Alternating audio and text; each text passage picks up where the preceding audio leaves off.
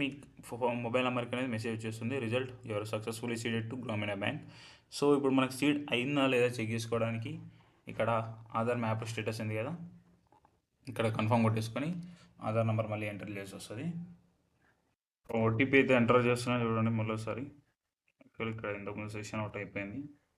So ఇక్కడ నేను మళ్ళీ ఎంటర్ ఓటీపీ చేస్తున్నాను.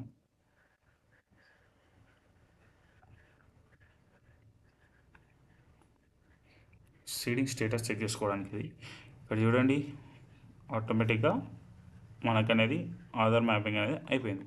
ఒకవేళ మీకు ఇందులో కూడా ఇంకా డౌట్ అనిపిస్తే మన ప్రీవియస్ వీడియో ఉంది కదా, నేను ఇక్కడ డిస్క్రిప్షన్లో కూడా ఇస్తాను, how to check your Aadhaar status అని, ఆధార్ సీడింగ్ స్టేటస్ అని. మీరు యూఐడిఏ వెబ్సైట్లోకి వెళ్ళినా మనకి చూపిస్తుంది అన్నట్టు. సో మ్యాండేటరీగా మీరు కంపల్సరీగా స్కాలర్షిప్ రావాలి అంటే, ఎస్సీ ఎస్టీ బీసీ వాళ్ళకి స్కాలర్షిప్ మీ అకౌంట్లో పడాలి అంటే కంపల్సరీగా ఆధార్ సీడింగ్ అనేది చేసుకోవాల్సి ఉంటుంది మీరు.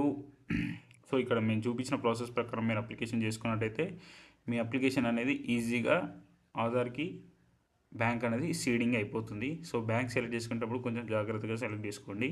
అండ్ మీ బ్యాంక్ అకౌంట్ అనేది చెకింగ్ డేటాబేస్లో చెక్ అవుతుంది లింక్ చేసేటప్పుడు. ఒకవేళ మీ బ్యాంక్ అకౌంట్ లేకపోతే bank account details not phone అని చూపిస్తుంది.